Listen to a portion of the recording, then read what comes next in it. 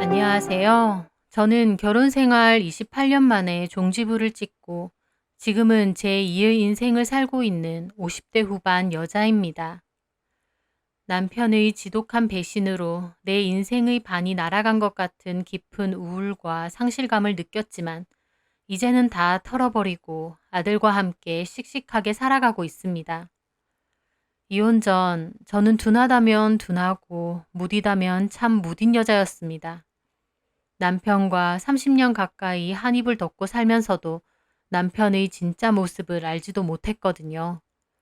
게다가 남편이 뭔가 수상하다는 것을 알아챘을 때 남편은 이미 내연녀와 2년 넘게 외도를 하고 있었습니다. 사실 제가 알아챈 것도 남편과 그 여자가 점점 대담하게 만났기 때문입니다. 처음엔 저한테 들킬까봐 조심했겠지만 시간이 지나고 저보다는 그 내연녀에게 마음이 더 가면서 이혼해도 상관없다는 생각으로 바뀌었겠죠. 아니 어쩌면 이혼하고 싶다는 생각으로 바뀌었다는 게 더 맞으려나요? 그래서 나중엔 아예 동네에서도 대놓고 그 여자와 차를 타고 다니고 밥도 먹고 했던 모양입니다. 주변에서 저희 남편이 어떤 여자랑 데이트한다더라 라는 소문을 듣고 나서야 저는 뒤늦게 남편의 행동을 의심하기 시작했습니다. 그리고 남편의 가게에 들어가 몰래 뒤져보니 제가 모르는 카드와 내역서가 있더라고요. 그걸로 그 여자에게 필요한 것들 다 사주고 있었던 모양이었습니다. 카드 내역서에는 음식점, 커피숍, 모텔, 옷, 자잘한 생활 관련 용품들도 많이 샀더라고요. 한마디로 그 카드는 거의 그 내연녀의 생활비 카드나 다름없었던 겁니다. 저는 그 사실을 알고 남편에게 따졌습니다. 하지만 남편은 오히려 제가 알아채길 기다렸다는 듯 나오더라고요. 그래, 나 여자 있다. 이미 다 알아챈 마당에 뭘 더 숨기냐? 실은 당신이 계속 모르면 내가 말하려고 했어. 우리 결혼 생활 그만하자. 저는 너무 충격이었습니다. 젊었을 때 남편이 자리도 잘 못 잡고 벌이가 시원치 않아 저도 함께 고생을 하며 기반을 닦았습니다. 하나 있는 아들 늠름하게 잘 키워서 군대까지 보내놓고 남편 하는 일도 어느 정도 안정적으로 돼서 이제는 나도 남은 인생 조금은 편하게 살아보겠다 생각했는데 느닷없이 바람피고 이혼해달라니요. 정말 참담했습니다. 저는 당연히 안 된다고 했어요. 바람핀 주제에 어디서 먼저 이혼을 입에 올리냐고요.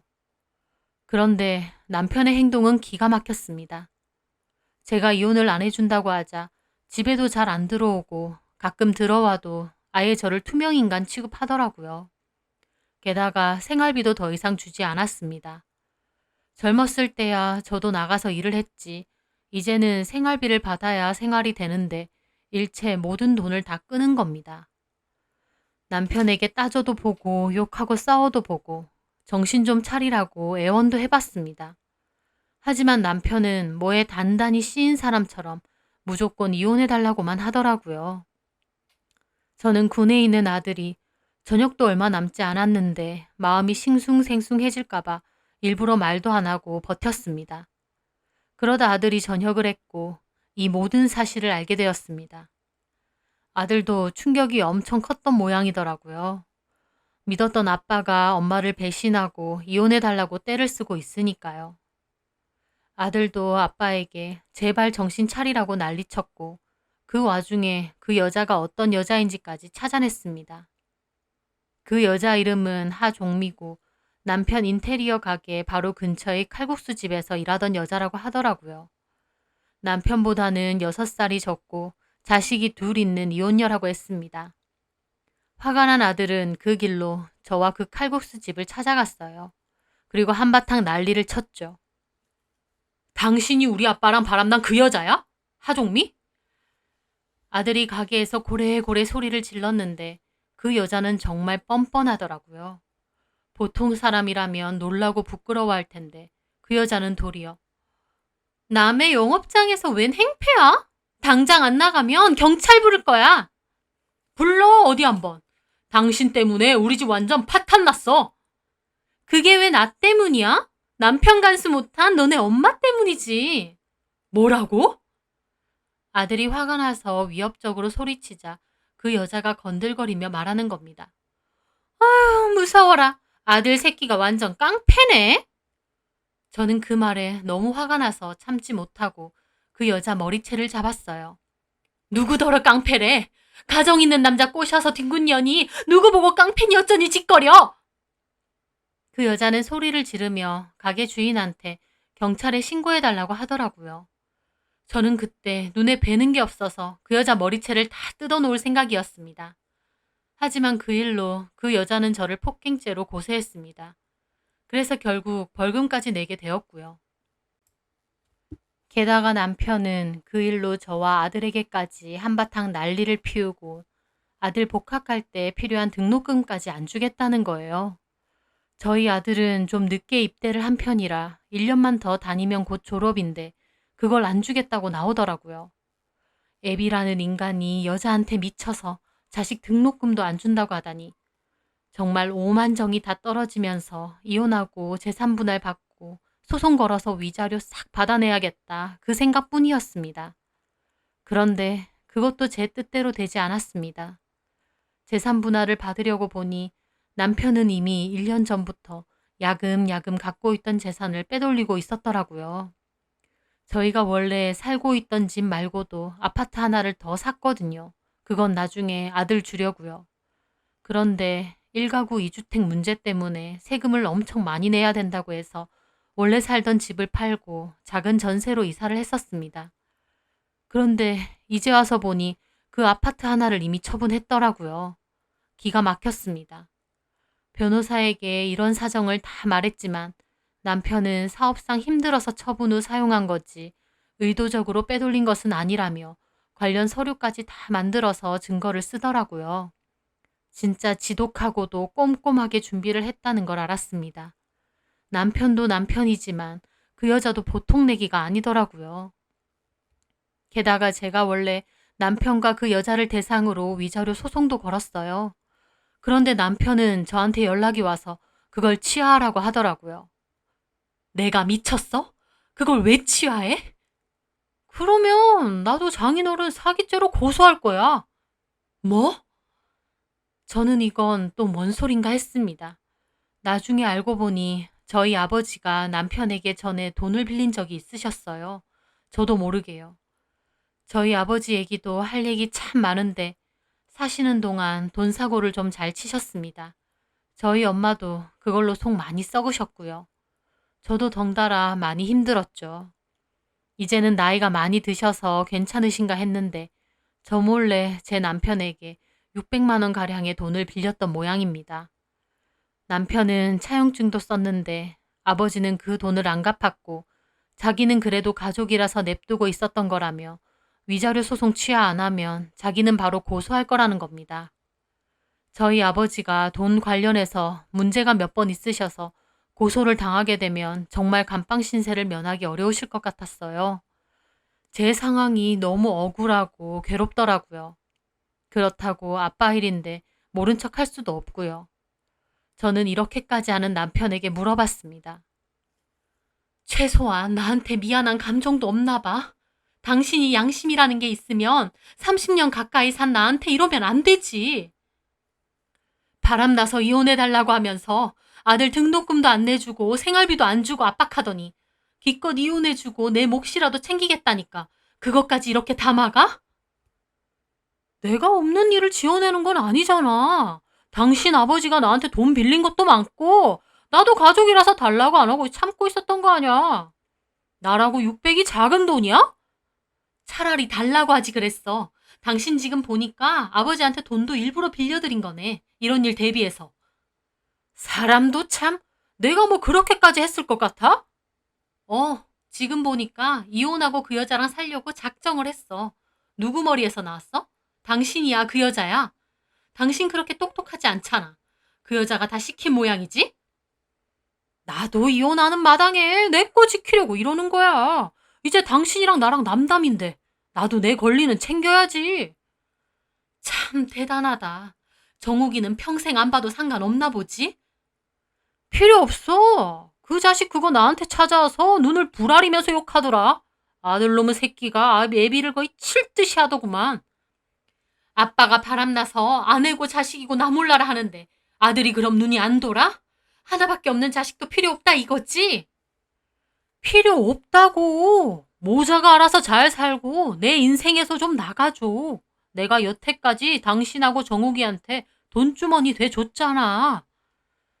저는 정말 너무 화가 나서 눈물만 흐르더라고요. 돈주머니? 당신이 무슨 그렇게 대단한 돈주머니였는데? 젊어서 이 일 저 일 하면서 자리도 못 잡은 거. 내가 일하면서 생활비 보태고 정욱이 키웠어. 이제 조금 살만하니까 돈주머니? 그딴 소리래? 내가 언제 자리를 못 잡았어? 이 일한 지가 언젠데? 다 필요 없고 위자료 소송 취하해. 안 그러면 당신 아버지 바로 고소할 거야. 다 늙은 아버지 감방 보내고 싶으면 계속하고. 저는 피눈물을 흘렸습니다. 평생을 가족이라는 이름으로 살아왔는데 어떻게 이렇게까지 하는지. 남편 얼굴 꼴 보기도 싫고 하루빨리 끝내고만 싶더라고요. 저는 결국 위자료 소송을 취하했고 아버지가 남편에게 빌린 돈은 갚지 않기로 했습니다. 그리고 전세 비용을 반으로 나누어 재산 분할을 하고 마무리가 되었어요. 잘못한 건 남편인데 저한테 남는 게 없더라고요. 열심히 살아왔다고 생각했는데 아무것도 남은 게 없이 이혼까지 하게 되자 말도 못하게 비참하고 힘들었습니다. 하지만 그래도 저한텐 아들이 남아있더라고요. 제가 괴로워할 때마다 아들이 저를 위로해 주었습니다. 자기만 믿고 살라고, 자기가 엄마의 든든한 울타리가 돼줄 거고 이제 아빠는 더 이상 없다고 말하면서요. 그 말을 하는 아들의 심정은 어떨까 싶어 가슴이 찢어졌습니다. 이 일이 있기 전까지 아들은 아빠와 잘 지냈었어요. 저희 아들은 공부도 잘하고 말썽 부리는 일도 없어서 정말 수월하게 키웠거든요. 그렇다 보니 남편도 아들을 엄청 예뻐했었습니다. 하지만 순식간에 저희 가정은 파토가 났고 애비라는 인간은 아들 따위 필요 없다고 하고 아들은 아빠에 대한 지독한 원망밖에 안 남은 것 같더라고요.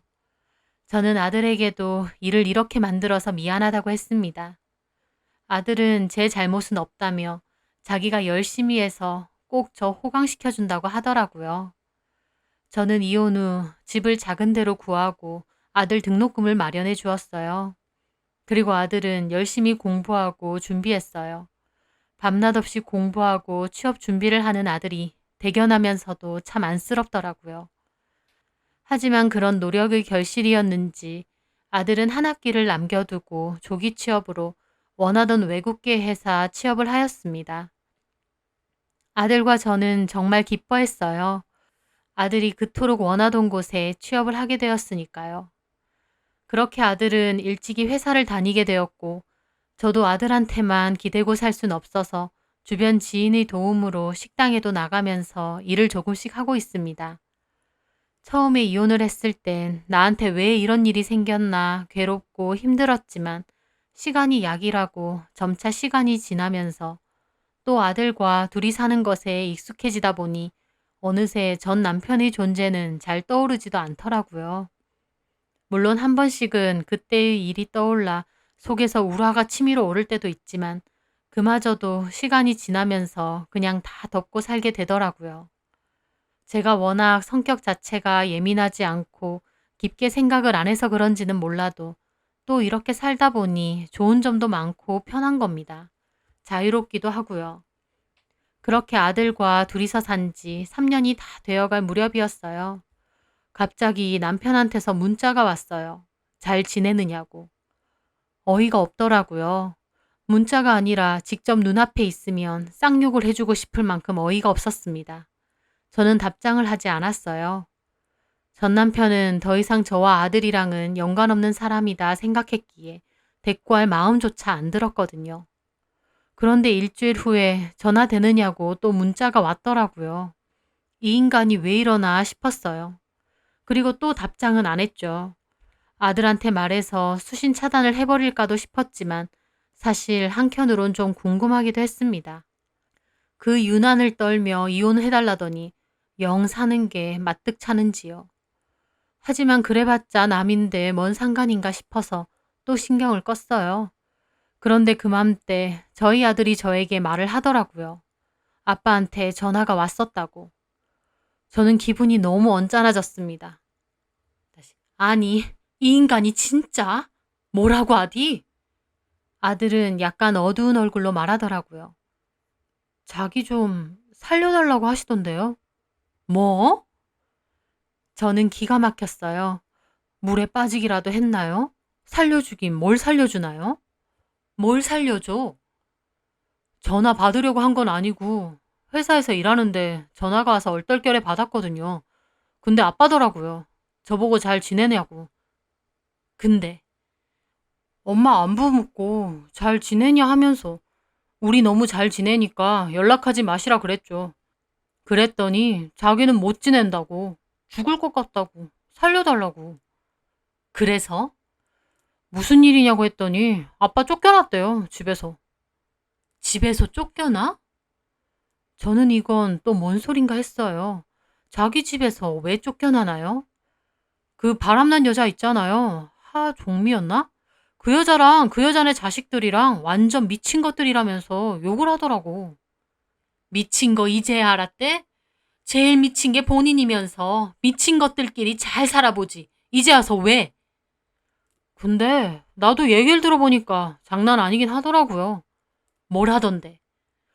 그 여자한테 아들 하나랑 딸 하나 있는데 딸은 갑자기 사고 쳐서 결혼한다고 결혼 비용 내놓으라 그래서 다 뜯어가고 아들은 무슨 불법 도박에 빠져서 완전 밑빠진 독이래. 몇 번 돈 갚아줬는데도 계속 사고 치고 다니고 빚까지 몰래 지고 다닌다는 거야. 그래서 아빠가 돈 이제 안 해준다고 했더니 그걸로 하종미 그 여자랑 아빠랑 대판 싸웠대. 그러다가 그 여자가 아빠를 너무 긁어대더래. 아빠가 못 참고 그 여자를 때렸는데 그 여자가 그 길로 고소한다고 하고. 갑자기 그 얘기를 들으니 그 여자가 저를 고소한 것도 떠올랐습니다. 이제 와서 보니 완전 상습범인 것 같더라고요. 불리하면 자기가 맞아서 도리어 고소한다고 하는 식으로요. 그래서 고소했대? 네, 고소당했고, 그리고 더 큰 문제가 아빠가 엄마한테 재산 안 주려고 돈 야금야금 빼돌렸잖아요. 그게 하종미 아는 사람한테 빼돌린 거였대요. 하종미가 그러라고 시켰다면서. 자기한테 돈을 빼돌리면 이혼 소송할 때 돌려줘야 될 수도 있으니 아예 모르는 사람이 일 관련해서 돈을 빌려줘서 갚는 식으로 빼돌리자면서. 아주 가지가지 했다. 근데 그 사람이 알고 보니까 하종미 그 여자랑 또 내연 관계에 있는 남자였다네요? 뭐라고? 정말 가지가지라는 말로 부족하더라고요. 한마디로 하종미 그 여자는 다른 남자와 내연 관계에 있으면서 남편을 이용하며 돈을 빼돌린 거였습니다. 재산분할 적게 받게 해준다면서요.